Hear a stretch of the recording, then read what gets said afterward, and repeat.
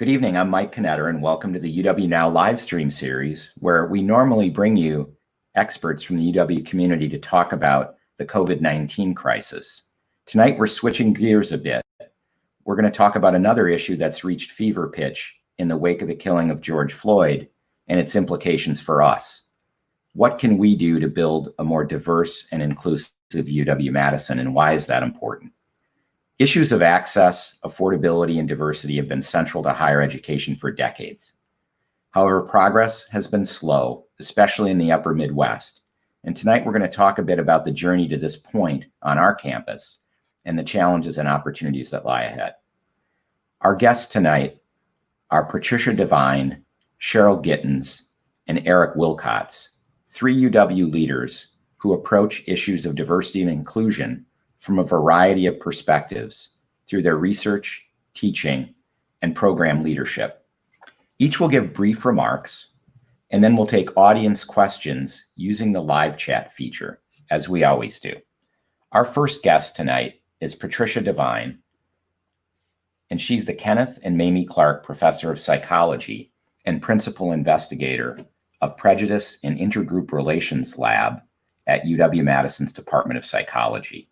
Professor Devine examines how people manage the challenges associated with prejudice in contemporary society.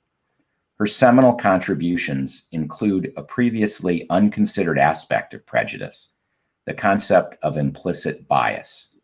Her research showed that even as we aim to eliminate conscious prejudice, unconscious bias can persist and lead to discrimination.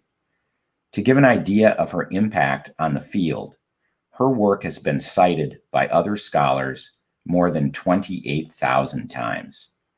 Professor Devine has applied her findings to develop training that helps people reduce implicit bias, and these interventions have shown great success, leading to hiring of more women in scientific disciplines right on our own campus.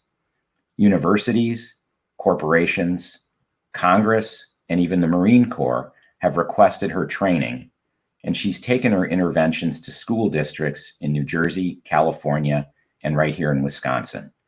Professor Devine is a highly renowned teacher and also a former chair of the psychology department.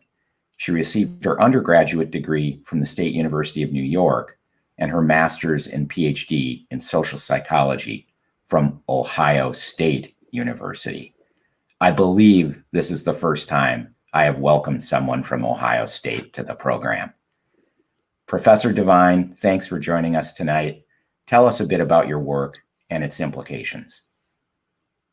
Well, thank you, Mike, for that nice introduction. It's a pleasure to be here this evening, and I have only a few moments to chat with you. So what I thought I would try to do is to give you an overview of the work that I do that's relevant to the theme that we're exploring tonight.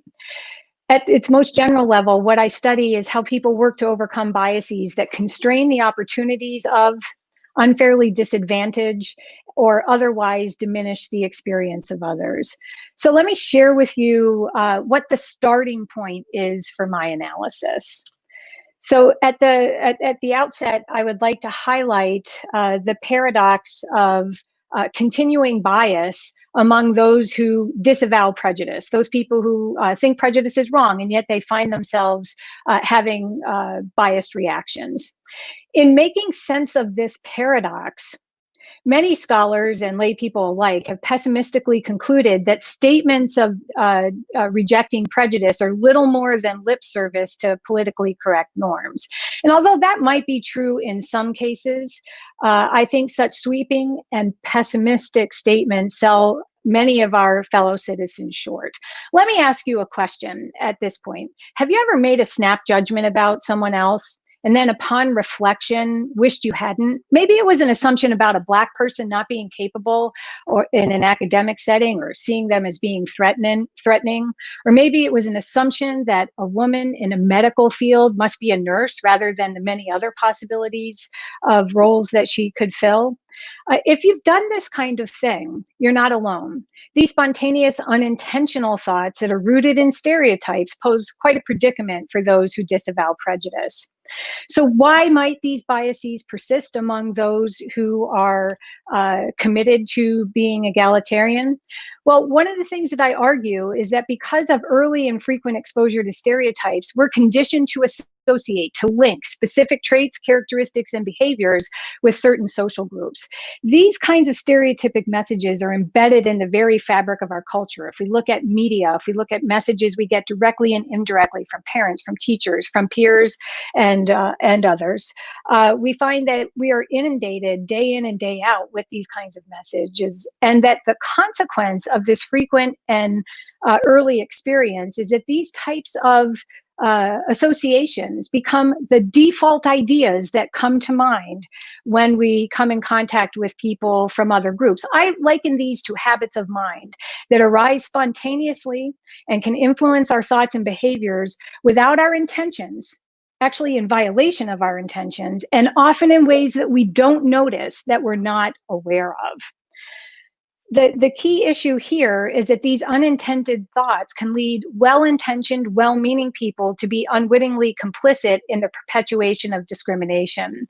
I'd like to share with you a little bit about the power of these stereotypic kinds of biases. They're subtle, powerful, and pernicious effects. Let me start with the notion that stereotypes lead people to have expectations for what other people are going to be like. I talk about this work all over the country, and when I share with people that I am from Wisconsin, typically I would ask you to join in and say, well, what kind of expectations do you have for what people from Wisconsin are like, or what they like? And invariably, what I find is three things pop to mind, and they probably pop to your mind in just this moment. And that is that we like beer, cheese, and the Green Bay Packers. Now, the key point here is that lots of people in Wisconsin like beer, cheese, and the Green Bay Packers, but you know what? I do too, and I'm not actually from Wisconsin. I'm from New York. And so we can find that these assumptions can lead us to think things about people that may be correct, they may be incorrect. But the key issue is that we are guided by these assumptions that pop to mind. Now, I submit to you, I am probably not systematically disadvantaged when people assume I like beer, cheese, and the Green Bay Packers. But what of the assumption that the Black student isn't capable in class? Or what of the assumption that a woman is not, or a girl is not interested in math courses or STEM disciplines? What we find is that these expectations can lead us to treat others in ways that narrow their opportunities, constrain their opportunities, or otherwise disadvantage them. Stereotypes also set up prescriptions for what people should be like, that we think women should be communal, caring to others, and that men should be agentic, be powerful, decisive, and so forth. But there's sort of a double edge to that. One, those assumptions may be wrong. The second thing is when people violate those assumptions, behave inconsistently with assumptions, we don't like it too much, and we actually exact social penalties when people violate expectations. A third thing that stereotypes lead us to do is to behave in ways that draw out in others the very behaviors we expect to see. You can think of the teacher in the classroom who has high expectations for a student and does subtle things, very subtle things that draw out in that student good performance. While on the other hand, when there are negative expectations, they don't do the same types of encouraging behaviors and actually may be discouraging of the student's academic efforts.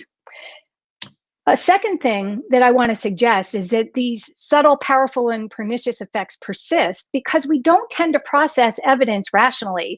Actually, in the realm of stereotypes, what we find is that stereotypes lead us to selectively process evidence in ways that favor stereotypes, that we attend to information that we expect to see, we tend to miss information that we don't expect to see. And a second component of this is that that enter didn't work, that we tend to give more attention and weight to evidence that confirms stereotypes.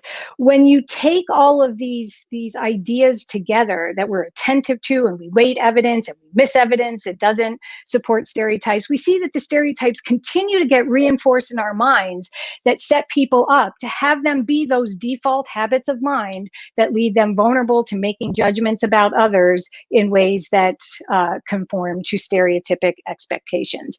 The question becomes, what can be done if, in fact, stereotypes and these biases, you could do the next slide, thank you, function as a habit of mind? Is there anything that we can do to fight against these biases in the service of treating others more fairly and ultimately creating a more welcoming and inclusive environment? I'm going to talk a lot about what we do here on campus as our studies unfold. So I'd like to ask you another question, and typically we would have dialogue about this, but have any of you ever tried to break a habit? Might be cracking your knuckles. For me, it was biting my nails. I want you to think about the way in which thinking about these unintentional or implicit biases as a habit of mind helps us to understand why these responses persist despite the fact that we don't want them to, but it also provides a roadmap for change. And really what I want to highlight here is the ways in which we can think about using the habit-breaking metaphor in the service of trying to reduce the tendency to respond to others in biased ways. The reality is, the process of breaking the prejudice or bias habit is quite similar to breaking other habits. The first thing that you have to have is motivation. It's necessary to have motivation, but it's not going to be sufficient. I mean, what motivation does is it sets the goal, tells you what you do and what you don't want to do, what's right or wrong, and it might give you some encouragement in that direction. But the reality is motivation alone won't get the job done. The second thing that we need is to be aware of the reality that we're vulnerable to displaying these biases. These biases reflect ordinary cognitive processes. They're prevalent in anyone who has been socialized in, say, the US culture: older people, younger people, men, women, Black people, white people, and so on. And it becomes important to recognize how that habit manifests, because those moments in time when we can recognize how the habit manifests are leverage points for disrupting the habit. So if we think back to how expectations work and we recognize it sets up expectations, that could be a moment in time where we may need to take action to disrupt the habit. More on that in just a moment. The next thing that needs to be in place is that people need to have tools to disrupt the habit. There are a lot of trainings out there in the world that bring people to the brink of awareness. They convince them that they're vulnerable to responding in biased ways. And then they basically say, don't do that. But there's no guidance. There's no help or set of tools that are offered that people could take advantage of that would make them less vulnerable to thinking about others through the lenses of stereotype or showing these kinds of biases. So people are going to need some assistance. They're going to need some tools to disrupt the habit and replace it with intended responses. And if any of you have ever tried to break any other habit, you know that it requires effort over time. You just don't make the decision. Know that you're become aware that you display these biases and then you are done. You're going to have to work at it over time. So part of this process is recognizing the realistic challenges facing people who become committed to trying to address issues of unintentional or implicit biases. What I would like to share with you right now, because it ends up being another important component of the intervention approach that we take, is to share with you in a very general way what are some of the tools that we provide people that would help them reduce their vulnerability to unintentional biases. And we consider these tools, there are a number of them, as a bias disrupting toolkit. And taken as a set, they're thought to be important to help people detect unintended thoughts and learn to replace them with responses that match their intentions. All right, gets people to slow down, think a little bit more, and be a little bit more cautious in the judgments that they make about other people. The good news is none of these tools is particularly difficult to implement, but there are some caveats. People have to recognize the need to use them and be willing to put some effort into the process. Let me just share with you in the most general way what the set of tools are that we, Oh, thank you. The tools for reducing bias, you'll see I've organized them into 4 sets. And I don't have time today to give you any kind of detailed understanding of what these tools are, but you can think about if we make stereotypic assumptions about others, we're going to have to detect that, figure out what it is, and then figure out what else to do. I want to share with you just a couple. Think about what I call considering situational explanations. If a student performs poorly in the classroom, gets a bad grade, we tend to jump to dispositional explanations about the student's ability level. It turns out, if that person is a member of a stigmatized group or a stereotype group, a Black student or a woman in STEM, we tend to show an exaggerated tendency to do that. What we miss when we do that is all of the potential situational forces that could be at play, that the person may not have gotten a good night's sleep, or that this person sitting next to them during the exam had a cold and was coughing and sneezing and being distracting, or there was a loss of a loved one. Myriad possibilities come to mind. Turns out, if you recognize that you're vulnerable to making that assumption and you take a few moments just to think about the possibility that there could be situational forces at work, it reduces the tendency that people will show those types of biases. A second example that I'll highlight in preventing bias and trying to reduce the impact of stereotype is something we call seeking individuating information. Well, what do stereotypes do? But they fill in the gaps. If you don't have any detailed information about someone, you get a good hunch, a best guess, that stereotypes are happy, so to speak, to fill in those gaps. The best antidote or strategy to avoid that is to actually learn unique information about those individuals. And you may come to find that some of it is consistent with stereotypes, much of it won't be, but what it will be is unique, detailed information about those individuals.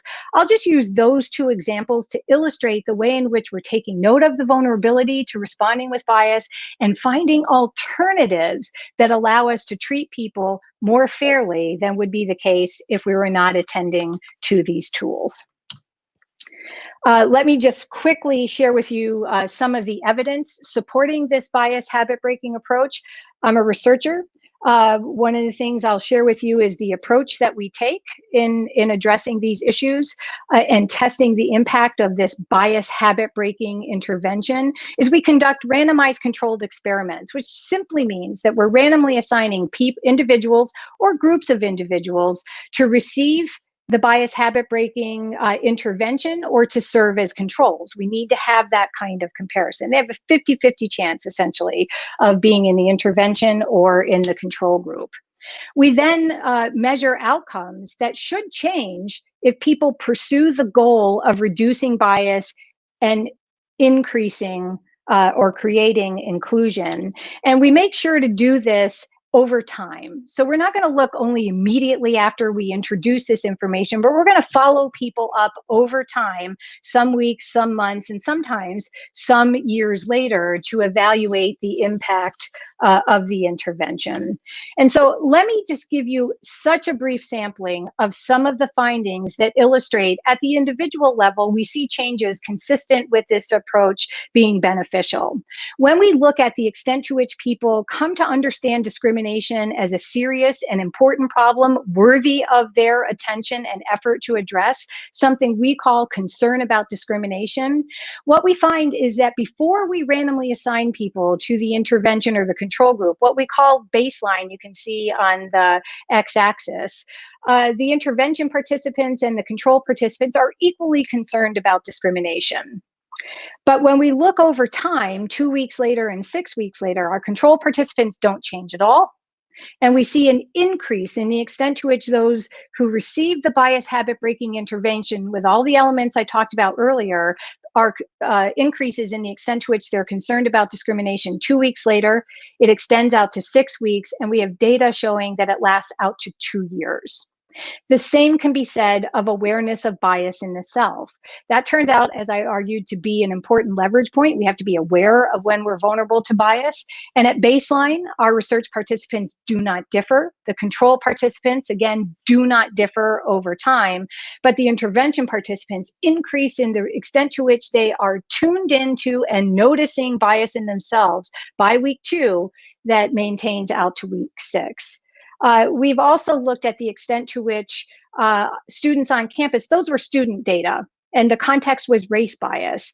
And one of the things that we did was to conspire 2 years later in an unrelated context to have students evaluate bias perpetuating rhetoric that was offered by another student in the form of an essay allegedly to be posted online for the student newspaper. And here, all we looked at was the extent to which the participants who were in the control versus the intervention conditions actually challenged what it was that essay writer said. The bottom line is said stereotypes are useful tools. No one gets hurt by the use of stereotypes. Stereotypes have gotten a bad rap in our PC climate and so on. Everything they had learned was not the case 2 years before. And what you can see is that the participants who receive the intervention are much more likely to challenge what the essay writer said than those who were in the control condition. They report that it is important for them to take responsibility to make the climate on campus. And here they wanted to make a climate on campus that was discouraging of bias directed toward Black people. There are many more findings that I could share with you. I just want to share one additional study with you very quickly. One of the concerns that we have identified on campus is that women and actually racial minorities are underrepresented in STEM departments, science, technology, education, and math departments on campus. This is a long-standing problem that we've been concerned about here, that granting agencies and national academies of science and other august bodies have been concerned about. And the core problems are that women feel like they don't belong, they don't fit, that they aren't respected, and they are underrepresented. With Molly Carnes in the medical school, I had the opportunity to do a randomized control trial, cluster randomized control trial with all of the STEM departments here at the University of Wisconsin. And just very briefly, we matched those departments for size, disciplinary focus, gender representation, and so on. And we randomly assigned one member of each pair to receive the 2.5-hour bias habit breaking workshop or to serve as controls. And we took a lot of outcomes and we looked at a lot of different ways in which the intervention affected people's experience. And at the self-report level, we found, yes, if they were in intervention departments, that they were more aware of bias, they were more concerned about bias. They reported actually they did things to address bias, but we wanted to get some triangulating evidence. So we used the Family Life Work Survey data that is collected by the Wisely Group.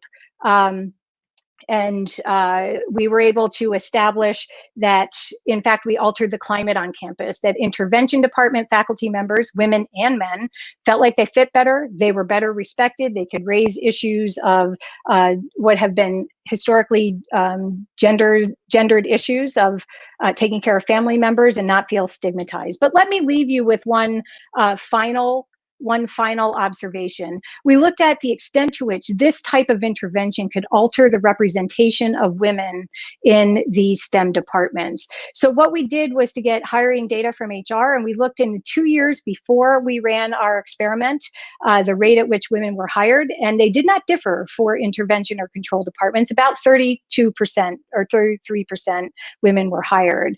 In the 2 years after the intervention was, after the study was completed, we found that in control departments, no change. Still hired women about 32%. But what we see in the intervention departments is that there was a jump of about 14 or 15 percentage points, which translated into 31 new women being hired here at the University of Wisconsin. And if you're interested, we can talk about those issues a bit later. What I'd like to suggest to you, however, is that breaking the bias habit is a possibility. This approach can be beneficial if people put some effort into it.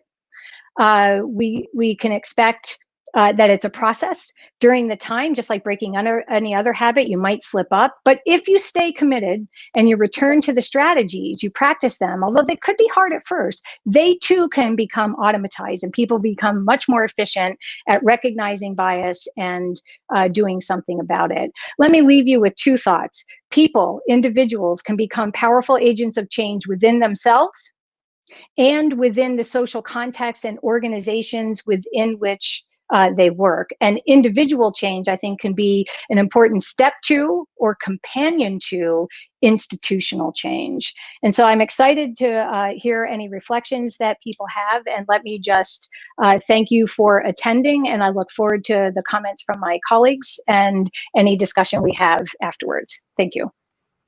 Great.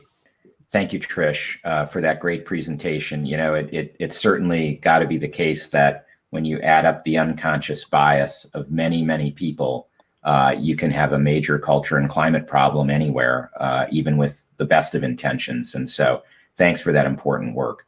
Our next guest tonight is Dr. Cheryl Gittens, and she has inherited or stepped into the big shoes of our departed friend, Patrick Sims.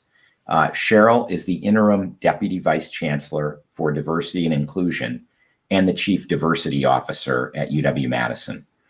In that role, Dr. Gittens provides overall leadership for the university's efforts to create a diverse, inclusive, and successful work and learning environment for students, faculty, staff, alumni, and others who partner with the university.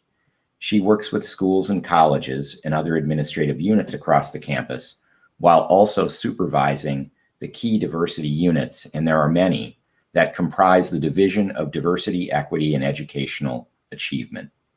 Cheryl is an experienced academic and student affairs administrator who successfully planned, implemented, and delivered programs to increase high school graduation rates, college enrollment, and student retention at all levels. Prior to her current role, she worked as vice provost with Patrick Sims, administering many of the university's programs that support diversity and inclusion, academic excellence, and the student experience. Dr. Gittens earned her Doctor of Education at George Washington University and her master's degree in social work at Rutgers. Prior to joining UW-Madison in 2017, she was the Vice President for Education and the Chief Academic Officer of the Boys and Girls Club of Dane County, and previously served as Director of Student Affairs and Community Service Learning at the University of Virginia. We are pleased to have you at UW-Madison, Dr. Gittens, and I wish you the best of luck as you move into this new role. And I'd love it if you could tell us a bit about what the division does, how it helps us attract more students and help them have a better experience on campus, and what we might be able to do better in the future. So take it away.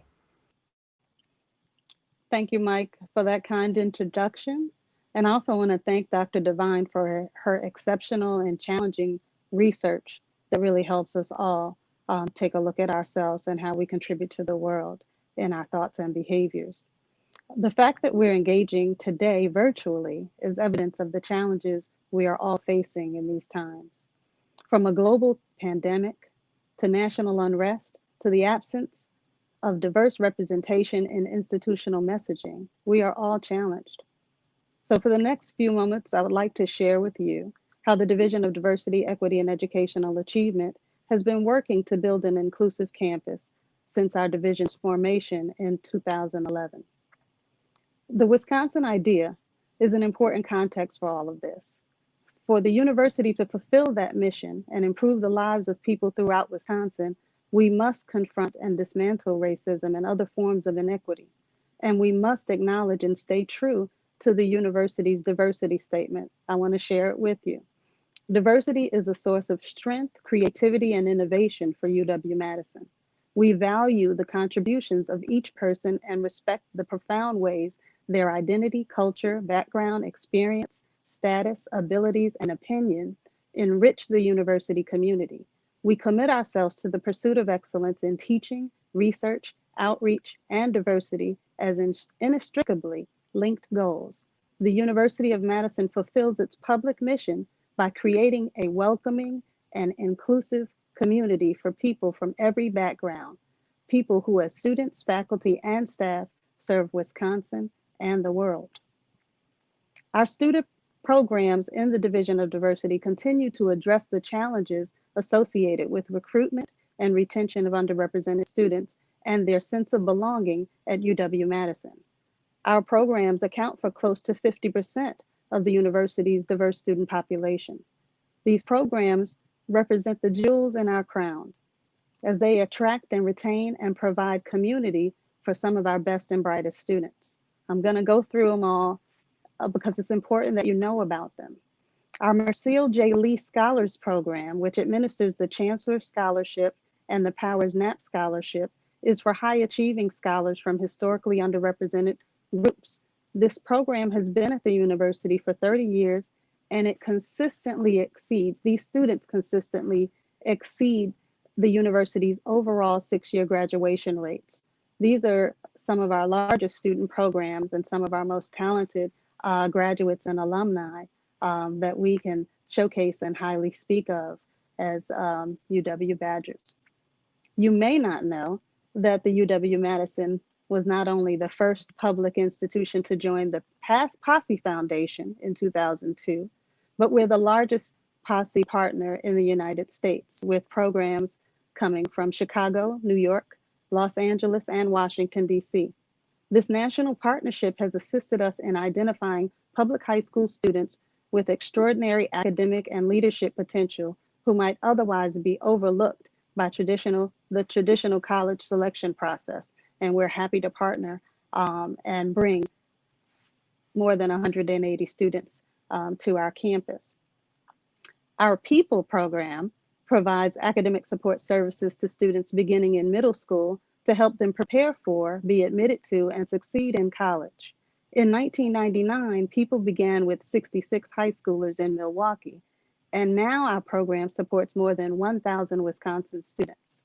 This is one of the university's most successful ventures for creating opportunity for Wisconsin youth who come from underrepresented groups, lower socioeconomic status, or students who might be the first in their family to earn a college degree.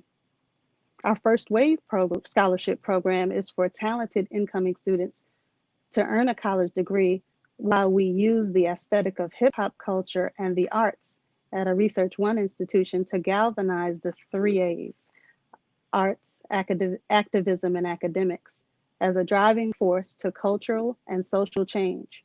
First Wave provides culturally relevant and transformative arts programming and professional development to promote positive social dialogue and to give cultural art form a legitimate academic home. The division also hosts the Center for Educational Opportunity and the McNair Scholars Program as part of the federal and state TRIO programs. These programs support more than 500 students with tools, resources, coaching, mentoring, and advising to promote college student persistence, graduation, and post-baccalaureate achievement toward the PhD. In addition to supporting students, as a division, we're rising to the challenge of impacting culture and climate by offering learning opportunities related to diversity and inclusion for our faculty and our staff.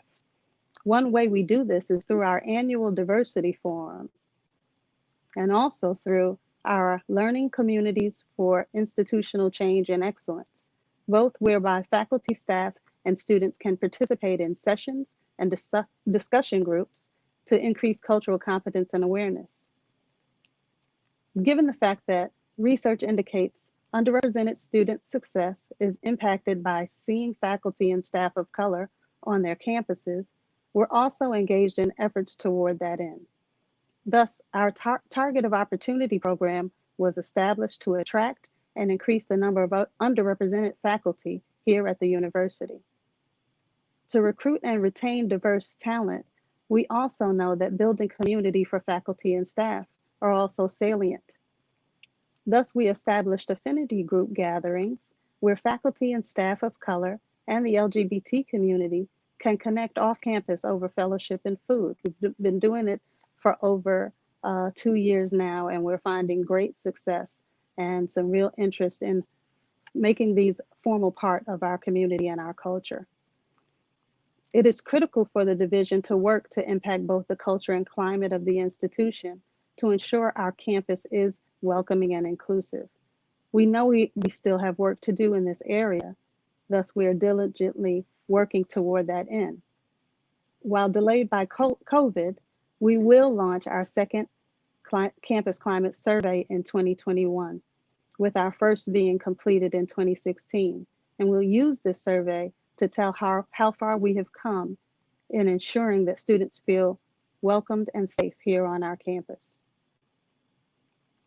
So I know I've shared an extensive list of programming and services that are designed to build an inclusive campus. And I know it only further emphasizes the necessity of our intention and our work. I want to commend and really just thank and appreciate all of the faculty, staff, students, partners, and community members for their commitment, engagement, and support of our programs. It is without you, we can't actually make a difference. I encourage you to continue your support and your engagement, stay connected, serve, mentor, give, and echo the message that a diverse and inclusive campus is literally the key to the University of Wisconsin being a great institution. Thank you, Cheryl, for those words and for your leadership of these important programs. I'm sure that our audience will have some questions for you. And if they don't, I do. I always have questions. So thanks for joining us tonight and sharing your thoughts. Our next guest tonight is Eric Wilcots, the Dean of the College of Letters and Science. In that capacity, Eric has responsibility for the instructional, research, and outreach mission of the college, including oversight of its budget, faculty recruitment and retention, advancement and external relations, student academic affairs, and climate. Eric is also the Mary C. Jacoby Professor in the Department of Astronomy, which he joined in 1995 and chaired from 2005 to 2008, before graduating to become an Associate Dean. Professor Wilcots' research focuses on the evolution of galaxies and the groups in which they reside through the lens of radio wavelengths. Prior to moving to Madison, he was a Carl Jansky postdoctoral fellow at the National Radio Astronomy Observatory in New Mexico. And he continues that line of research through the UW's involvement in the SALT project, the South African Large Telescope. That's the largest single aperture optical telescope in the Southern Hemisphere. Many of you have probably heard about that work. In addition to his research and teaching at UW, Dean Wilcots is dedicated to promoting outreach and the Wisconsin idea. He's currently the co-chair of the statewide steering committee for the Wisconsin Science Festival, and he was instrumental in the Origins Project, an award-winning UW-created multimedia effort to explain and contextualize the SALT project and the UW's broader scientific collaboration with South Africa. Dean Wilcots received his undergraduate degree in astrophysical sciences from Princeton and his PhD in astronomy from the other UW, University of Washington. Eric, you've had a fantastic career right here at Wisconsin. We're delighted to have you. And of course, as the dean of our largest college, the heart of a great university, as many of your predecessors would refer to it, you oversee a lot of students and a lot of faculty, and I'm sure all of these efforts around diversity and inclusion are central to the mission of the college. And so if you could offer us your perspective on that, we would appreciate it. Great. Thank you, Mike. Thank you for that kind introduction. Thank you to Professor Devine, Dr. Gittens, for your remarks. Very, very inspirational, and I learned a lot in listening to those. And thank you all out there in the audience for participating in this UW Now event. I think it's great that you're here, and I hope you too are finding it informative. So I want to begin my remarks by sort of grounding how I want to think about diversity and inclusion in the College of Letters and Science, as Mike said, the largest college at UW-Madison, but also part of the mission of the institution, the overall institution as well. And I take some of that inspiration from a quote from the late Toni Morrison, who, in speaking about the mission of another liberal arts institution, said that mission is critically dependent upon the following, and I quote, "Encounters and collaborations among and between strangers from other neighborhoods and strangers from other lands." And this is a way to encapsulate what we heard from Dr. Gittens, that diversity is key to the excellence of our institution. It is key to the mission, both of the College of Letters and Science, as well as to UW-Madison overall. And that is, I think, if we remain grounded in that, then we can think about what are the challenges that face us in meeting that mission, in meeting our aspirations and our goals for excellence. And so I'm going to put those challenges in 3 different buckets. One is community. What do I mean by that? And I'll ask that in the form of a question. Do our faculty, our staff, and our students from populations traditionally underrepresented at UW-Madison and in higher education, in a premier institution like this, do those individuals have a supportive and welcoming community both on campus and in the greater Madison area? So that's bucket number 1, community. Number 2, belonging. Do those faculty, staff, and students from populations traditionally underrepresented identify our institution as their institution? Do they have that affinity that so many of you have for UW-Madison? Do they graduate and spend their careers here with that level of sense of belonging and sense of affinity? And does the institution do right by telling their story in a positive way? And the third bucket is accessibility. Is the institution financially accessible to all of our students from all socioeconomic backgrounds? And are all, and this is a bit more subtle, are all of our disciplines equally accessible to all students? Our challenge at UW-Madison has been for the past many decades that the answers to those questions too often are no, that we have not lived up to our aspirations, we have not lived up to our goals. And the work that we are doing now, the work that is being spearheaded by Dr. Gittens' office, as well as in schools and colleges around the campus, are aimed at trying to elevate where we are, to become better, to meet our standards of excellence. And I'll have you know that I am not the only dean thinking about this. The deans of all the schools and colleges, business, engineering, Cal, Sully, etc., we're all engaged in conversations about the work that we can do in our schools and colleges to help the institution meet these goals. So I can think about then in sort of 4 goals of what our agenda can be in the college as well as for the institution. One is sort of numerical. Let's increase the diversity of our faculty, our staff, and our students, both our undergraduate students and our graduate students. It's number 1. Number 2, let's create an inclusive and welcoming environment for all faculty and staff and students, regardless of their background. And that's a sense of making sure that each one of us can thrive and be successful at this institution. How do we create that environment? Third, and this is more directed at the student level, we need to prepare our students for success in an increasingly diverse world. We've all seen the demographic data that the demographics of the United States are changing. We live in this complex world of interactions. For us to live up to our mission, our students must be prepared to be successful in that world, and that becomes our obligation. And the 4th goal is to lead with our research, and I'll get back to that in a moment. That's sort of a tall order and a big list of things to do. And so how do we do this? What are the things that we're sort of thinking about? Some of these you've heard in the previous remarks. One is let's invest in diversifying our faculty, staff, and student body, both at the graduate and the undergraduate level.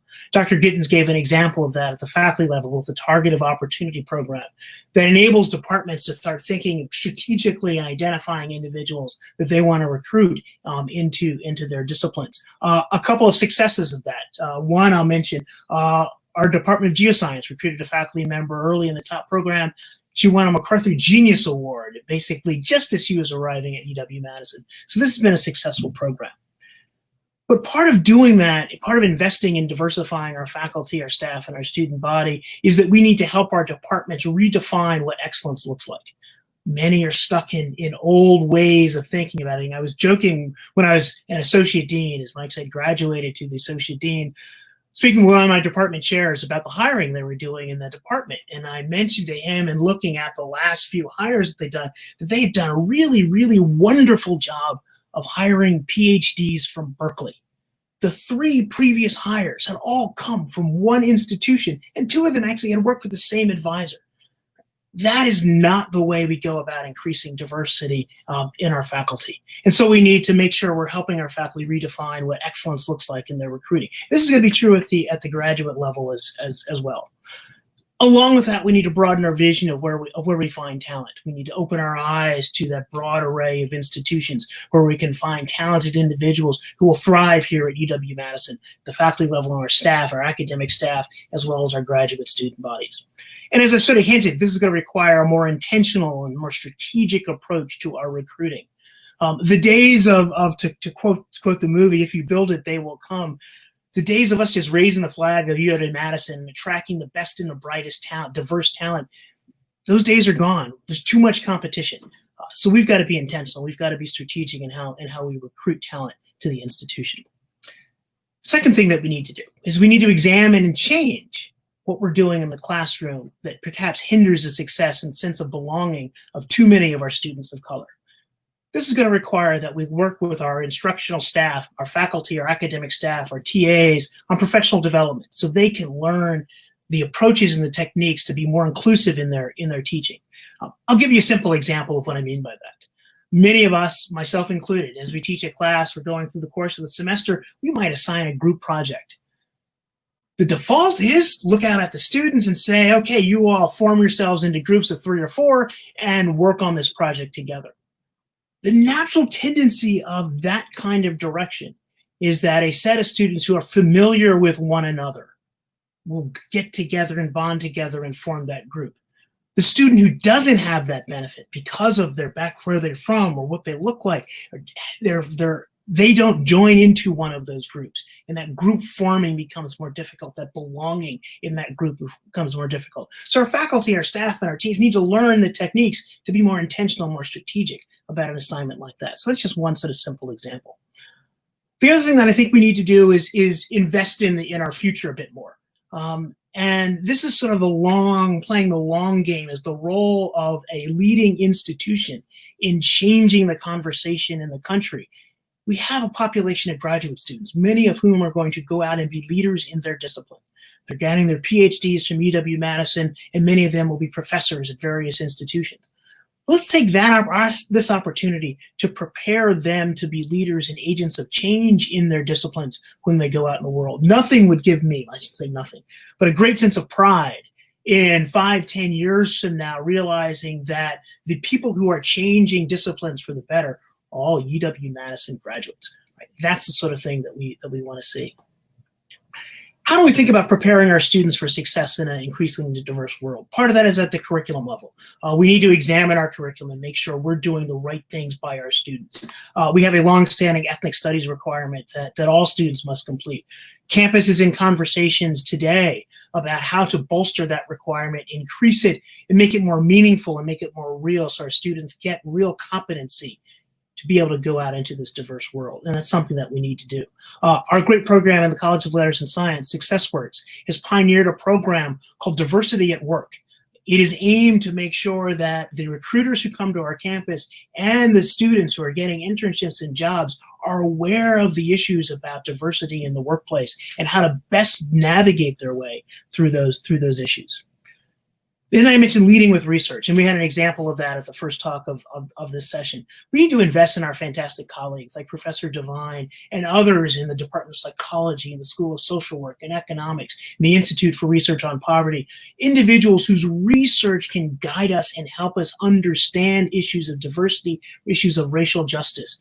So let's invest in those scholars, learn from their work, and then promote that work so it can affect change in policy locally, in our state, and nationwide. And then the last thing is, maybe this is the hardest one, is to create an inclusive and welcoming environment on our campus for all faculty, staff, and students.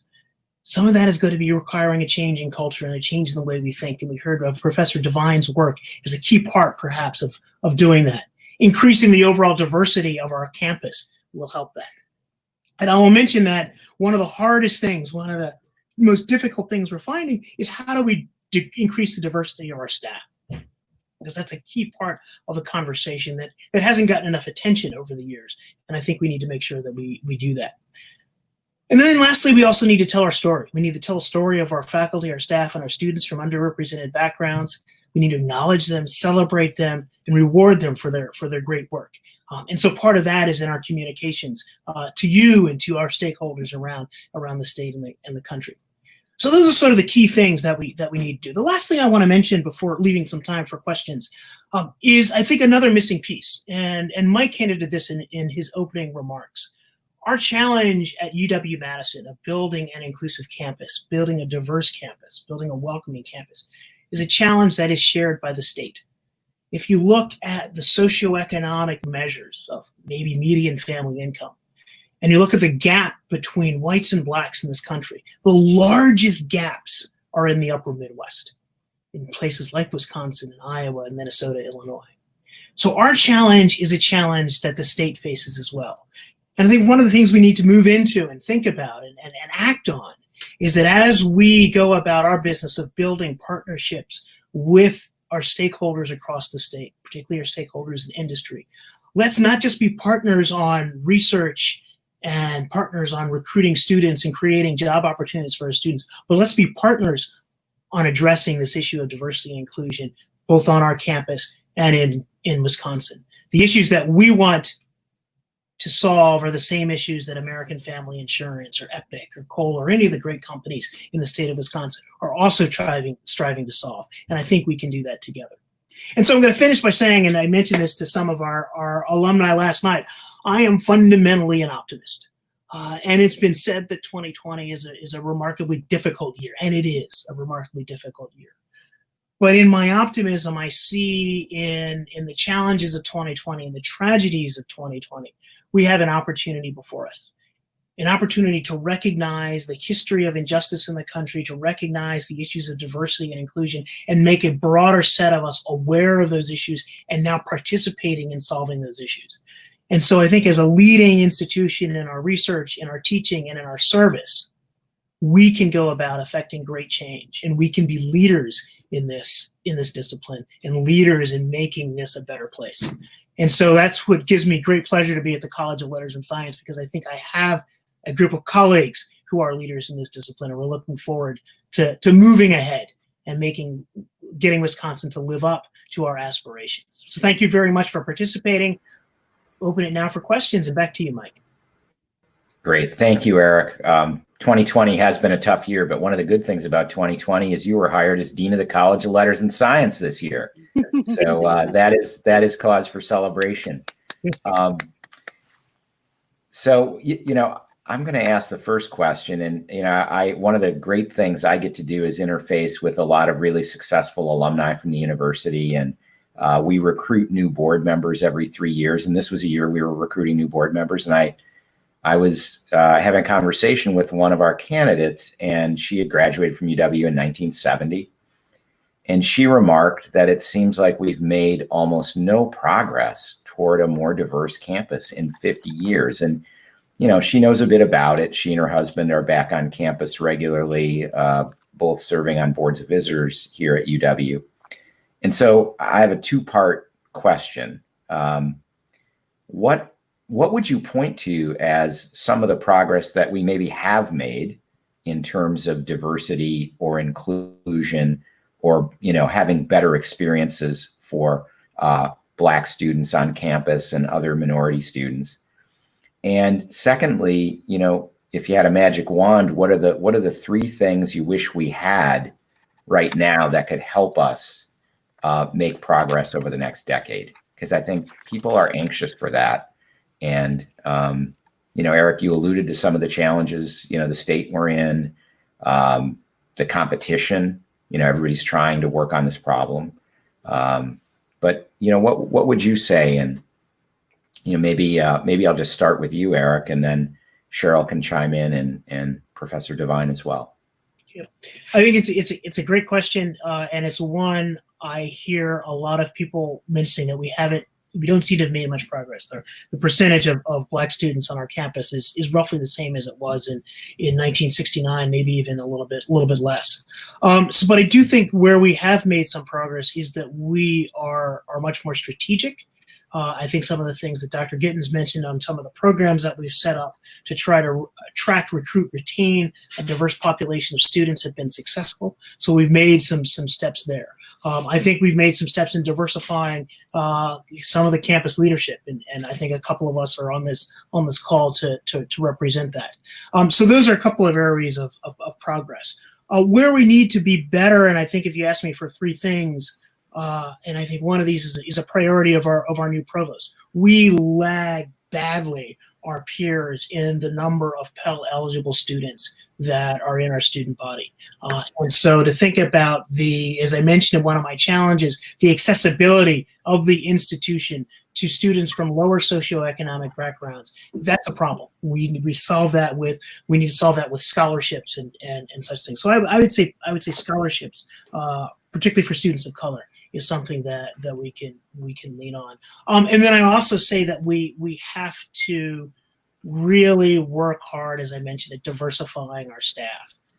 And that means recruiting people to come here and at the same time retaining those folks when they are here. And we've got to do better than that. So I don't have a specific thing about recruiting them, but I think we have to make UW Madison look really attractive. And so when we are in competition with a Michigan or University of Texas or University of Washington, we can say your career will advance at UW Madison in great ways, and we're going to be able to support you in that work. But I'll ask others to chime in on that. You know, as I'm watching the flow of questions, Dr. Gittens, one of our audience members wonders what your immediate priorities are, and I guess that's maybe the three things, you know, you wish we could change. What would you say about that?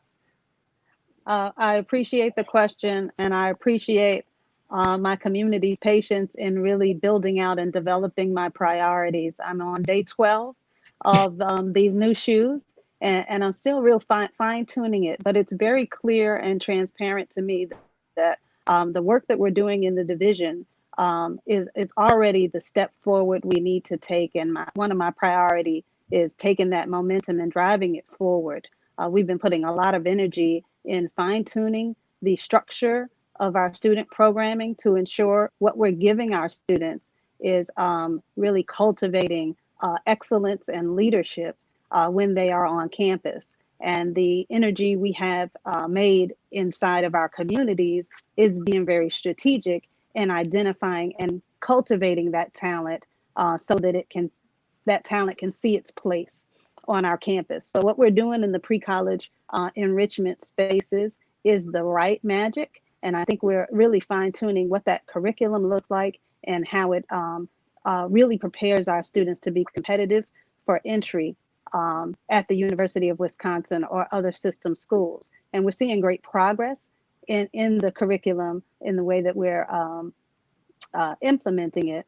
We've seen an extensive increase in the number of students from the People program, for example, who are being admitted into the university. I could go on and on about the things that we're doing in our program, but we're putting a lot of energy and emphasis on making sure that programming is top notch and that students leave our university able and capable of doing anything in the world.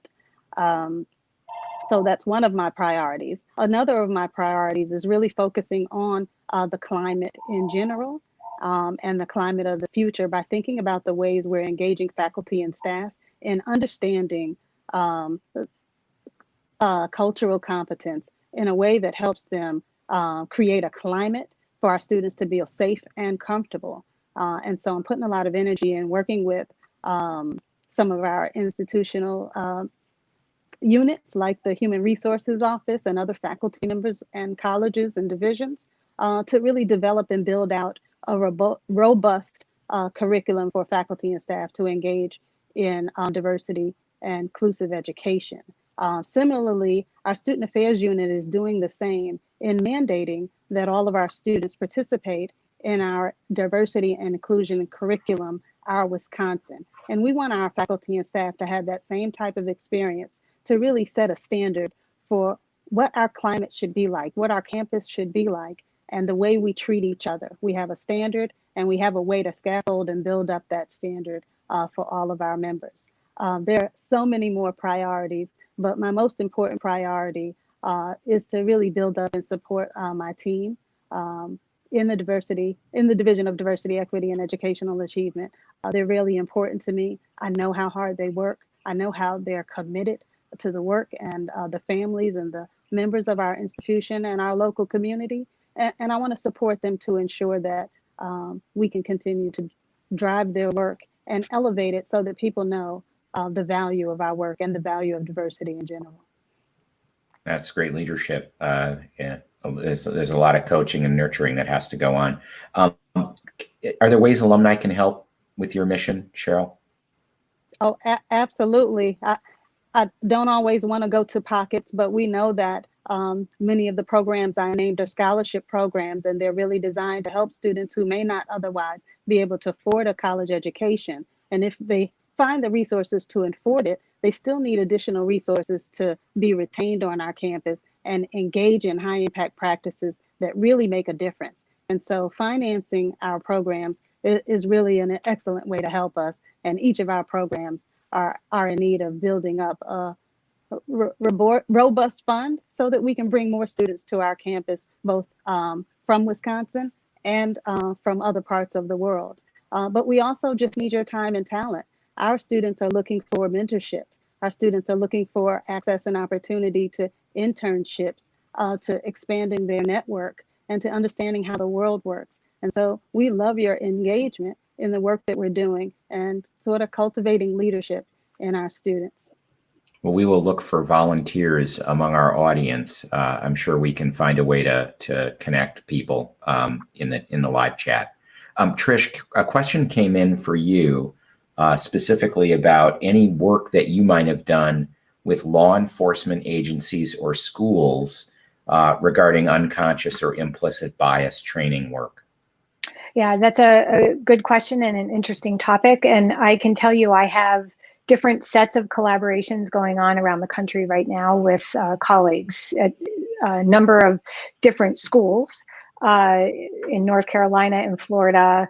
And with a police department, we have a training study underway that was about halfway through the 5-year period when George Floyd was murdered. And so it's either that will have altered the study in ways that we won't be able to make sense of things, or perhaps it may enhance the impact of the training that we've done.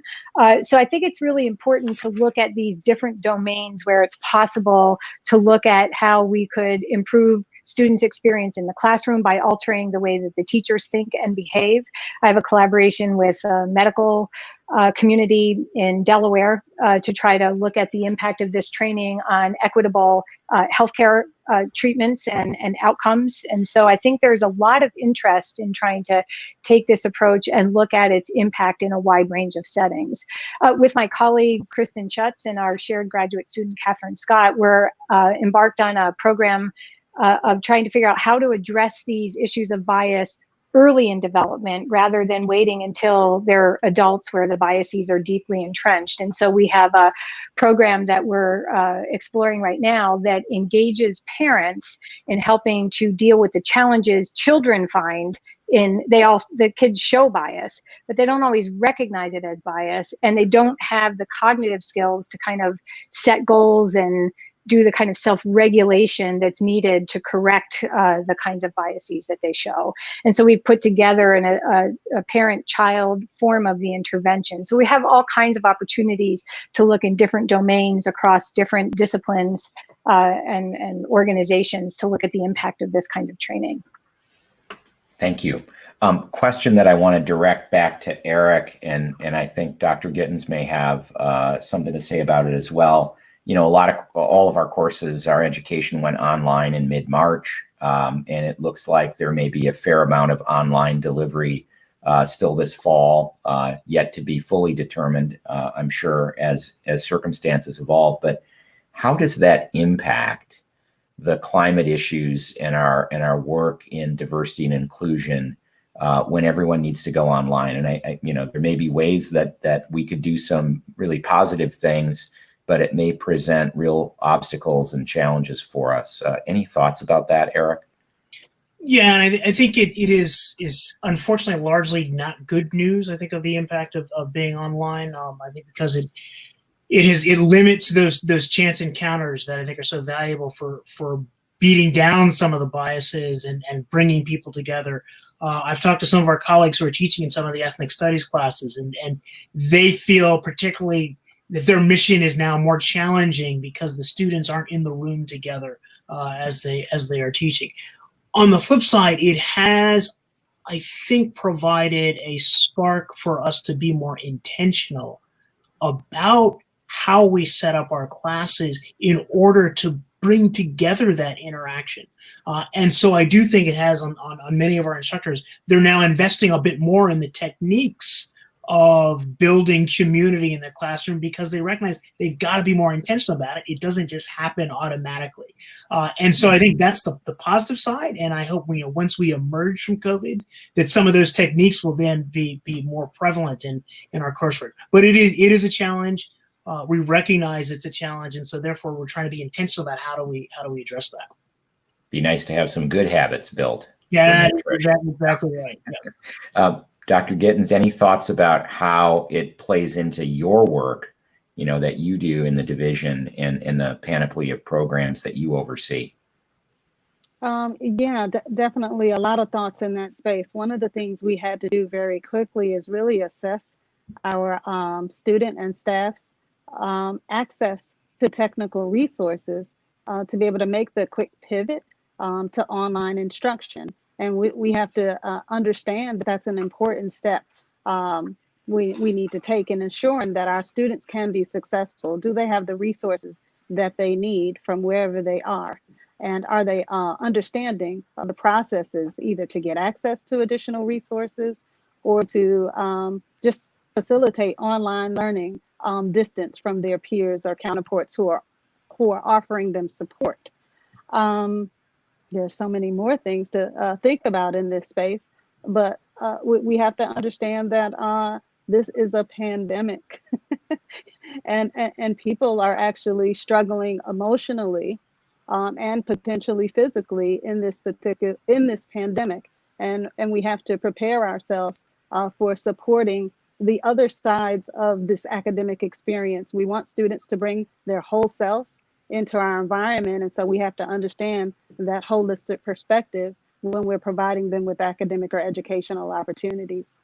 So the flexibility that we're offering some students to continue their studies from afar, as well as for those who need to be in a face-to-face on-campus environment, having opportunity to be present.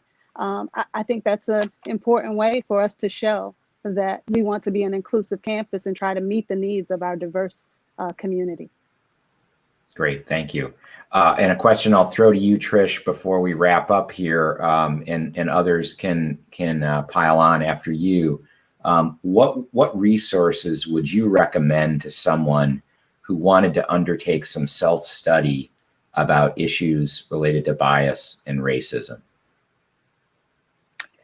I know the bias toolkit is number one, right? The bias toolkit that you referenced earlier. Well, the reality is in the bias toolkit, it recommends things like reading important books, that are addressing these issues, in our contemporary society. So that how to be an anti-racist.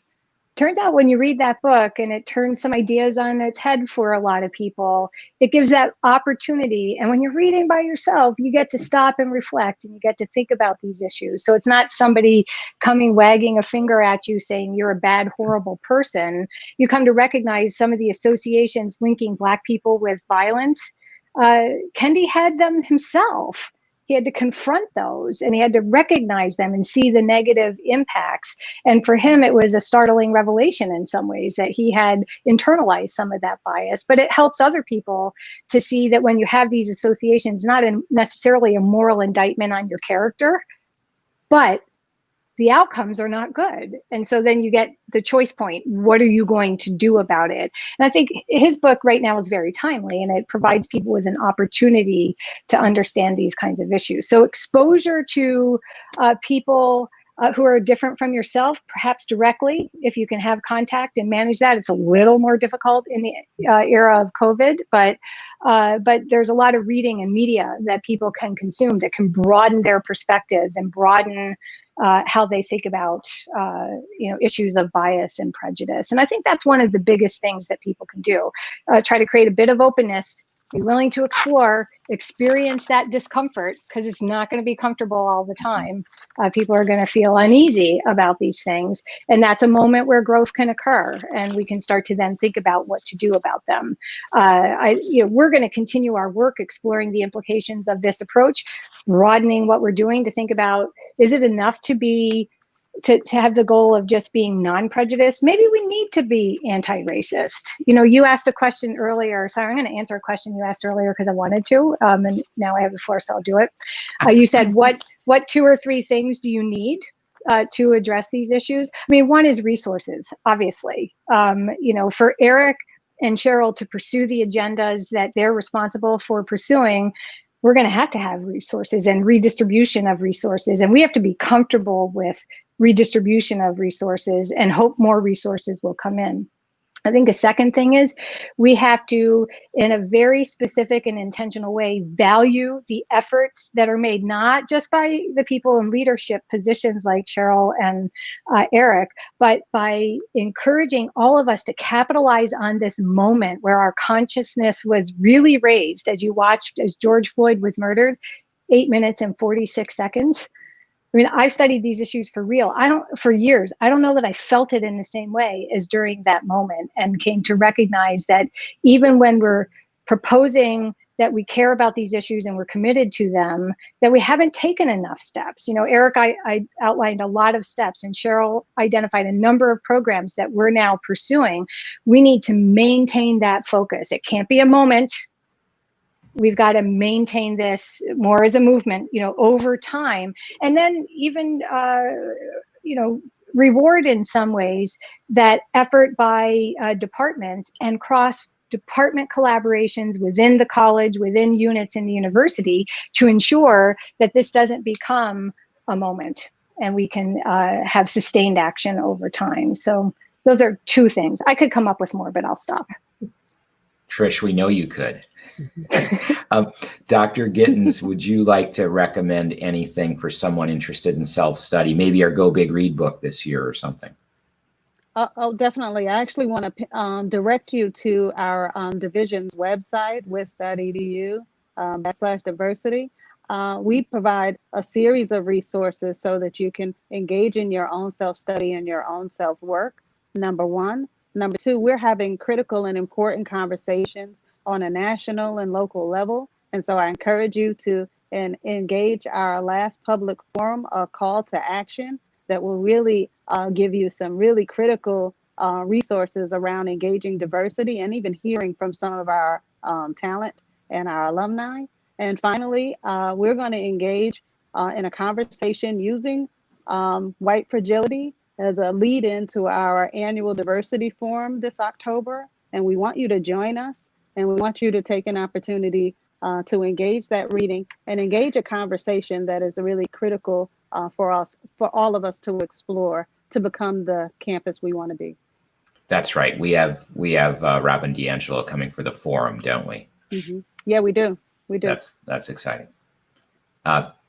Dean Wilcots, you got the final word tonight. Final word. Well, I can't add much to what my colleagues have said in terms of books and resources. There are a number of, I think, great TED Talks out there if you want that 10 minutes of getting something. But I'm going to maybe echo on something that Professor Devine said that I've heard a colleague mention of radical listening. And that is really, if you're participating in, say, the forum that Cheryl mentioned, to really sort of put down your thoughts and listen and hear the stories and hear what people are saying, people from different backgrounds. And I think that's a critical part of how we maintain the momentum that we had, is that we have to become better listeners in a very radical and a very different way about the experiences of people who aren't like us. And that's how we, I think, part of the way we move forward. Well, thank you for that final thought. I want to thank all of you for joining us tonight. I'm really grateful for the work that you all do. And I think we really spanned a broad range of how the university is involved in this work tonight, from the detailed research that Professor Devine is involved with, Dr. Gittens' leadership of this important suite of programs that we have, and Dean Wilcots' work with the heart of a great university. So thank you all for joining us tonight, and thanks to our audience for their questions. Next show we will have, we'll skip next week. We'll be back on Tuesday, August 4th with 2 UW grads, Mark Tauscher and Mike Shannon. and they will talk about the future of sports and hospitality. So thank you for watching this evening, and on Wisconsin.